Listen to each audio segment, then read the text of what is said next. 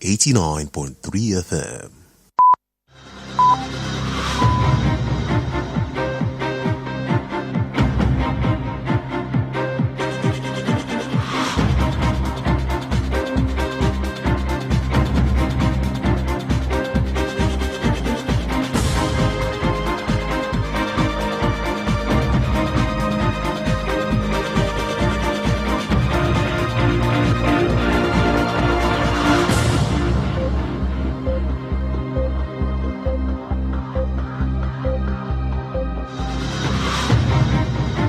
Hello and good afternoon. Here is the World News at noon on Wales Radio 89.3 FM, your preferred wholesome radio. We're reaching you live from Wales Broadcasting House along Alaafin Avenue, Oluyole Estate, Ibadan. I am Toluwaleke Alli. First, the headlines. Federal government to unite 1,100 Nigerian returnees from Niger Republic with families.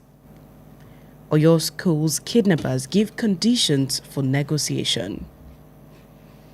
World Health Organization decries high level of Ebola in the DR Congo. Chinese records 90 deaths in coal mine explosion. And in the very exciting world of sports, Guardiola confirms exit from Manchester City.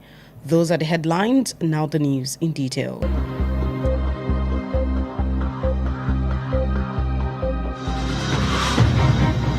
The Nigerian Immigration Service (NIS) announced that about 1,100 Nigerian migrants arrived in Kano yesterday by road from Agadez in Niger Republic. The NIS revealed that personnel from multiple federal and state agencies were on ground to process, counsel, and facilitate the returnees' reintegration with their families. The commandant of the Immigration Training School, Kano, Anthony Akuneme, stated that the reintegration framework is jointly operated by the NIS, the National Agency for the Prohibition of Trafficking in Persons, the International Organization for Migration, and state government counterparts. Friday's arrival follows a pattern of assisted and spontaneous returns from Agadez, a city in northern Niger Republic that has for decades served as a primary waypoint for West African migrants attempting the overland route to Libya and onwards across the Mediterranean to the Europe.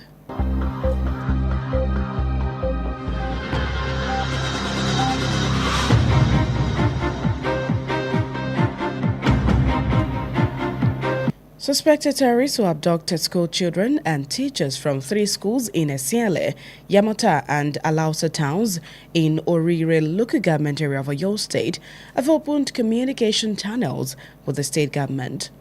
According to reports, the hoodlums refused to speak directly with the families of the victims. Reports revealed that the demands of the terrorists were being kept discreet in order not to endanger the lives of the victims. The special advisor to Oyo State Governor Seyi Makinde on security, Abayomi Fagbinro, declined to comment on the matter.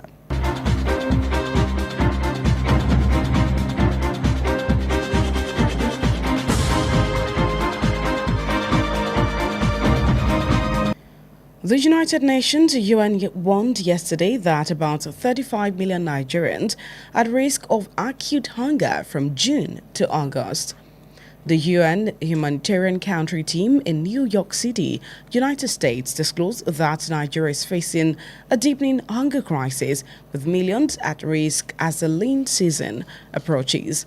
The United Nations stated that the latest report makes Nigeria one of the world's largest hunger crises, with the burden falling highly in the northern part of the country.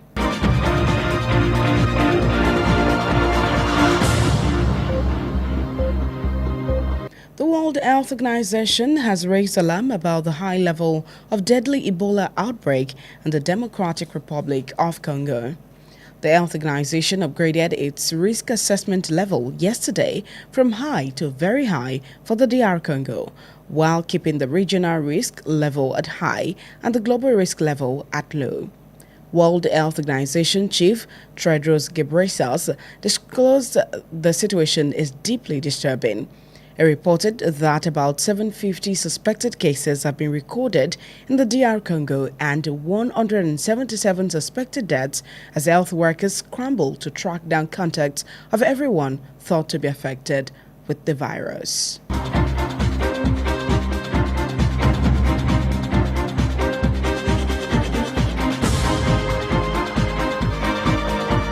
Tehran has accused the United States of excessive demands as United States media reports raised this prospect that Washington is planning new strikes. However, leaders of Iran considered the latest peace proposal. Iranian media disclosed today that a Pakistan Army chief, Field Marshal Asim Munir, arrived in Tehran yesterday to strengthen mediation. Meanwhile, U.S. President Donald Trump changed his plans to escape his son's wedding to stay in Washington due to circumstances pertaining to government, fueling speculation that the situation had entered a sensitive stage. President Trump described the stop-start negotiations this week as unsteady between renewed attacks and a deal to end the war, which began with U.S.-Israeli strikes on Iran on February 28 and led to competing blockades around the strategic Strait of Hormuz that have unsettled the global economy.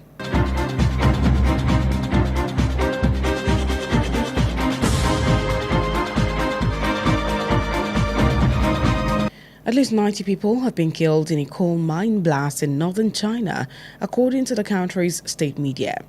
The gas explosion happened yesterday at the Liushengyu coal mine in Shanxi province. According to reports, hundreds of rescuers have been sent to the site. Footage from state media showed paramedics carrying stretchers at the site with ambulances in the background. More than 100 people were said to have been taken to the hospital, with rescue work at the site still underway. Chinese President Xi Jinping called for intensive efforts to treat the injured and search for survivors.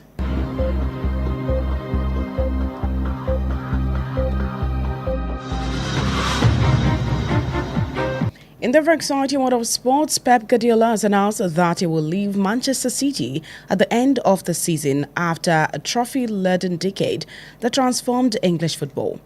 Guardiola guided City to 20 trophies, including 6 Premier League titles and the club's only Champions League over the past 10 seasons.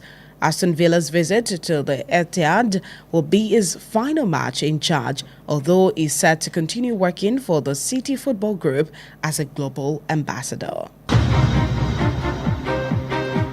That's it on the World News at noon. Before we end the news, here are the highlights.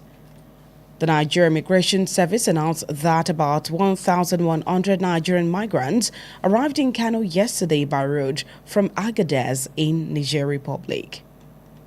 Suspected terrorists who abducted school children and teachers from 3 schools in Esienle, Yamota and Alausa towns in Orire local government area of Oyo State opened communication channels with the state government. World Health Organization raised alarm about the high level of deadly Ebola outbreak in the Democratic Republic of Congo. At least 90 people have been killed in a coal mine blast in northern China, according to the country's state media. And in the ever-exciting world of sports, Pep Guardiola announced that he will leave Manchester City at the end of the season after a trophy-laden decade that transformed English football. The bulletin was compiled and edited by Kemisola Williams. Stay connected with us on all social media platforms at Wales Radio 893. Also, like our Facebook page at Wales Radio 893 FM fan page. You can listen live via our website on www.walesradio893.com. For eyewitness account, call or WhatsApp Wales Radio Newsroom on 0916 893 2000. Stay tuned for IROYIN AGBAYE with Oyolon Adegoke. I am Toluwaleke Alli. Thank you for listening. God bless you. Efile Emayikuro, Wells Radio 89.3 FM. Nibe Gongon Lewa.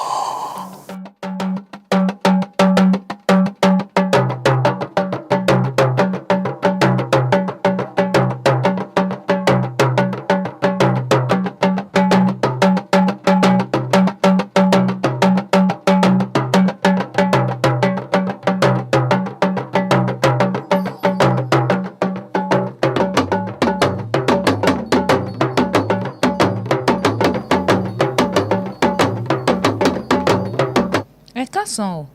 Àkójọpọ̀ ìròyìn àgbáyé ló ń dé sí ti gbọ̀ yín láti ìkànnì kànga àgbọ́nmọ̀gbẹ̀ Wells Radio 89.3 FM tí a kalẹ̀ sí òpópónà Aláàfin Avenue, Olúyọ̀lé Estate, Ìbàdàn.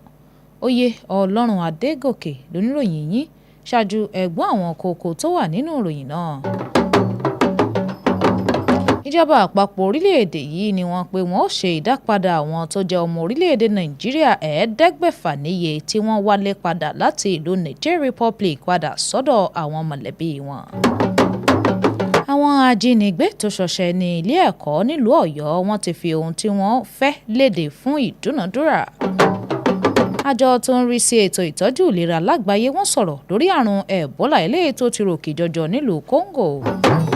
Chinese ṣe àkọsílẹ̀ òǹkà ikú ènìyàn 90 níye nínú ìṣẹ̀lẹ̀ ìbúgbàmù ibi ìwakùsà èédú. Nínú ìròyìn eré ìdárayá lágbàáyé, Guardiola jẹ́rìí sí ìjáde kúrò rẹ̀ nínú ikọ̀ ẹgbẹ́ agbábọ́ọ̀lù Manchester City. Ní báyìí ìròyìn náà rèé lẹ́kùnrẹ́rẹ́.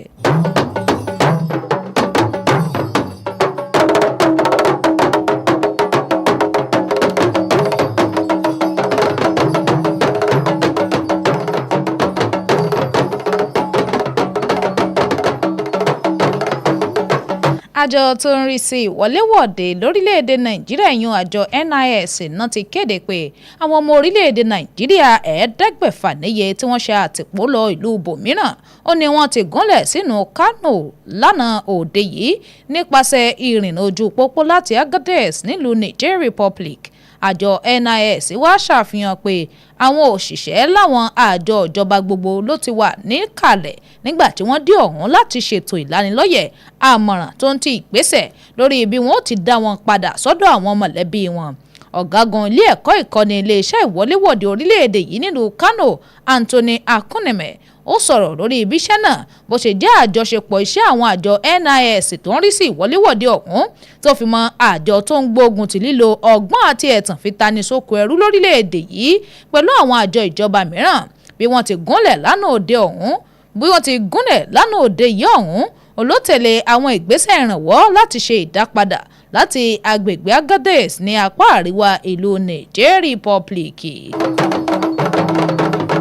Àwọn afurasí agbésùnmọ̀mí tó lọ́wọ́ nínú ìṣẹ̀lẹ̀ ìjínigbé àwọn akẹ́kọ̀ọ́ tó ń ti àwọn olùkọ́ láwọn ilé ẹ̀kọ́ lágbègbè ìjọba ìbílẹ̀ Oríire nípínlẹ̀ Ọ̀yọ́ ó ní wọ́n ti fààyè sílẹ̀ láti fi sọ̀rọ̀ pẹ̀lú ìjọba ìpínlẹ̀ yìí gẹ́gẹ́ bí àkójọpọ̀ ìròyìn ti gbé.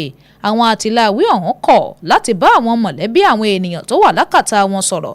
Ìròyìn wá ṣàfihàn bí ìbéèrè àwọn agbésùnmọ̀mí ọ̀hún bó ti jẹ́ ohun tí wọ́n ní láti fi pamọ́ láti má bàa fi ẹ̀mí àwọn ènìyàn tó wà ní àkàtà wọn sínú ewu.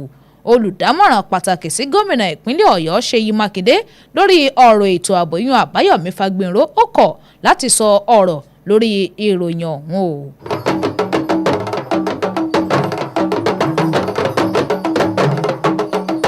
Àjọ ìṣọ̀kan àgbáyé UN wọ́n ti ṣe ìkìlọ̀ lánàá òde yìí wípé mílíọ̀nù 140 àwọn ọmọ orílẹ̀-èdè Nàìjíríà ló ṣeéṣe kí wọ́n máa dojúkọ ewu ebi àti àìríjẹ tó lágbára púpọ̀ láti inú oṣù kẹfà sínú oṣù kẹjọ. Ikọ̀ onírànwọ́ ọmọnìyàn àjọ UN nílùú New York orílẹ̀-èdè Amẹ́ríkà wọ́n ṣàfihàn ọ̀rọ̀ wípé Nàìjíríà ti ń dojúkọ ìṣòro ebi eléyìí tó lágbára wà yìí pẹ̀lú bí ọ̀pọ̀lọpọ̀ ènìyàn bọ́n ti wà nínú ewu náà. Àjọ UN wá sọ̀rọ̀ wípé àkójọpọ̀ ìròyìn àìpẹ́ yìí ló ṣàfihàn Nàìjíríà bí ọ̀kan lára àwọn orílẹ̀-èdè tó ní rògbòdìyàn àti là lórí ọ̀rọ̀ ebi tó lágbára jù lágbàáyé pẹ̀lú bí àjàgà ewu náà bó ti wà púpọ̀ ní apá àríwá orílẹ̀-èdè Nàìjíríà.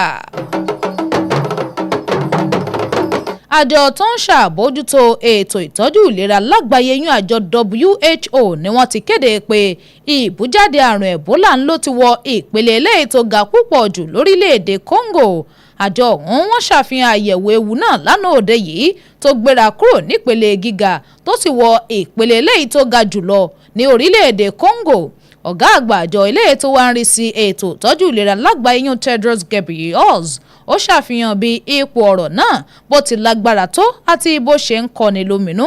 Ó wá fìròyìn léde nípa òǹkà àrùn náà tó jẹ́ èyí tí wọ́n ti fura sí nílùú Congo tí òǹkà rẹ̀ ti wọ ọ̀tàléní-ẹ̀ẹ́dẹ́gbẹ̀rin-dín-mẹ́wàá tó ń ti iye àwọn ènìyàn tó ti jẹ́ràn nípè jáde láyé tí òǹkà tiwọn jẹ́ 17 bí àwọn oníṣẹ́ ìtọ́jú ìlera bí wọ́n ti ń gbé ìgbésẹ̀ sapá wọn láti tọpasẹ̀ àwọn tó bá ti fara kááṣá lùgbàdì àrùn náà.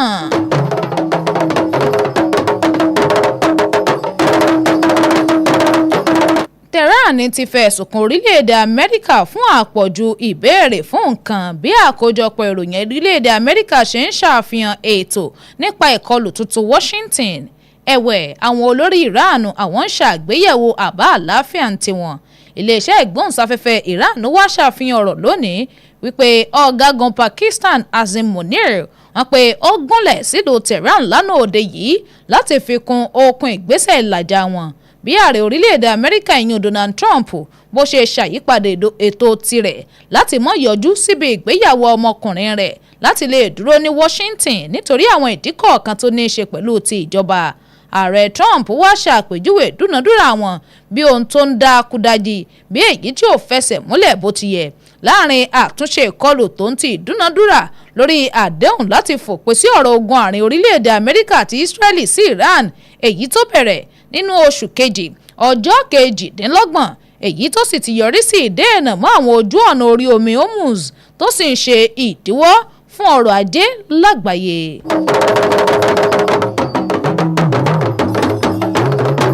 Ó kéré tán ènìyàn 90 níye ni wọ́n ti jáde láyé látàrí ìṣẹ̀lẹ̀ ìbúgbàmù tó wáyé lágbègbè ìwakùsà èédú ní apá àríwá ìlú China gẹ́gẹ́ bí àwọn oníṣẹ́ ìgbóhùnsáfẹ́fẹ́ ìlú ọ̀hún ṣe fi léde. Ìṣẹ̀lẹ̀ ìbúgbàmù afẹ́fẹ́ gáàsì ọ̀hún ló wáyé lánàá òde yìí ní ibi ìwakùsà èédú Liushengyo lágbègbè Changchun gẹ́gẹ́ bí àkójọpọ̀ ìròyìn. Ogunlọ́gọ̀ àwọn oníṣẹ́ ìdóòlà tó wà níbẹ̀ ó ní fọ́nrán gbé pẹ̀lú àwọn oníṣẹ́ ìtọ́jú kíákíá tí wọ́n ń gbé àwọn ènìyàn lọ sínú ọkọ̀ ìgbàtọ́jú. Àwọn ènìyàn tí òǹkà wọn ju 100 níye ó ní ìròyìn gbé pé wọ́n ti kó wọn lọ sílé ìwòsàn ní dìgbàdìgbà pẹ̀lú iṣẹ́ ìdóòlà tó sì ń tì ọwọ́ wájú. Ààrẹ ìlú China Xi Jinping ó wá pè fún àfikún akitiyan láti ìtọ́jú àwọn tó bá farapa tó ń ti láti fi ṣàwárí àwọn ènìyàn tó bá ṣẹ́kù tí orí kó yọ nínú ìṣẹ̀lẹ̀ náà.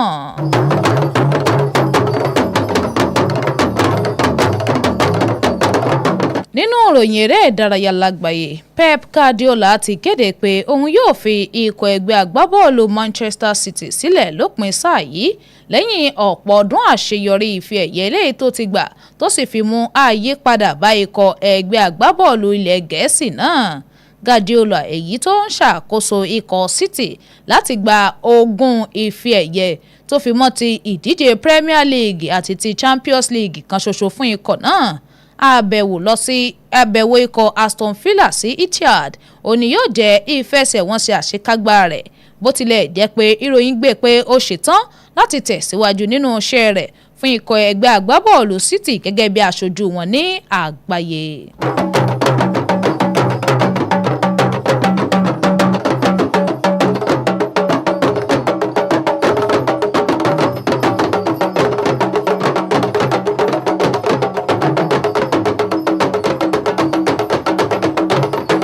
Èyí lópin àkójọpọ̀ ìròyìn àgbáyé fún tọ̀sán tòní ṣùgbọ́n kí n tó máa lọ ẹ̀gbọ́n àwọn kókó tó wà nínú ìròyìn náà lẹ́ẹ̀kan sí i. Àjọ tó ń rí sí ìwọléwọ̀de lórílẹ̀‐èdè Nàìjíríà ni wọ́n ti kéde pé àwọn ọmọ orílẹ̀‐èdè Nàìjíríà tó nǹka wọn jẹ́ 500 níye ó ní wọ́n ti gúnlẹ̀ sílùú Kánò lánàá òde yìí láti Agadez nílùú Niger Republic.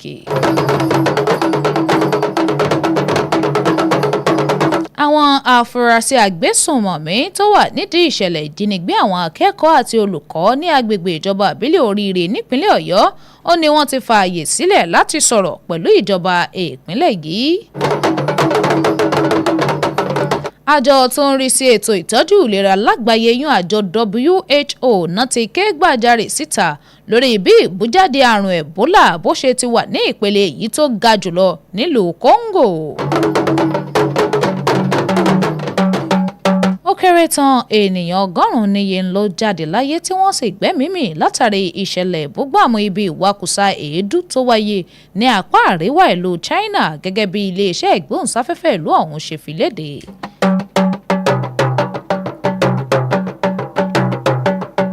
nínú ìròyìn eré ìdárayá lágbàáyé Pep Guardiola ti kéde pé òun yóò fi ikọ̀ ẹgbẹ́ agbábọ́ọ̀lù Manchester City sílẹ̀ lópin sáà lẹ́yìn ọ̀pọ̀ ọdún àṣeyọrí ife ẹ̀yẹ èyí tó ti gbà tó sì mú àyípadà bá ikọ̀ eléré bọ́ọ̀lù aláfẹsẹ̀gbá ilẹ̀ Gẹ̀ẹ́sì náà.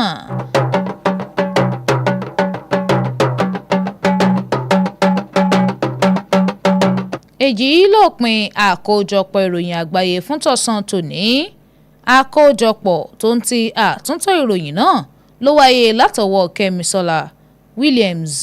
ẹ darapọ̀ mọ́ wa lójú òpó ayélujára wa gbogbo Wells Radio 893. bákan náà ẹ bá wa nífẹ̀ẹ́ kẹ́sì bá wa pín káàkiri lójú òpó ìkànnì ìbánidọ́rẹ̀ẹ́ Facebook wa Wells Radio 893 FM fanpage lórí ìtàkùn àgbáyé www.wellsradio893.com. fún àwọn ìròyìn tó bá ṣojú yín tẹ́ ẹ fẹ́ kàn sí wa lórí ẹ̀ ẹ lè fi àtẹ̀ránṣẹ́ ṣọwọ́ tàbí kẹ́ ẹ pè sínú kóló ìkóròyìnjọpọ̀ wa lórí nọ́mbà yìí 09168932000. oyè ọlọ́run adégòkè lóníròyìn yín ẹ ṣeun tẹ́ ń gbọ́ wa Ọlọ́run yóò bùkún fún yín ẹ kú kalẹ̀.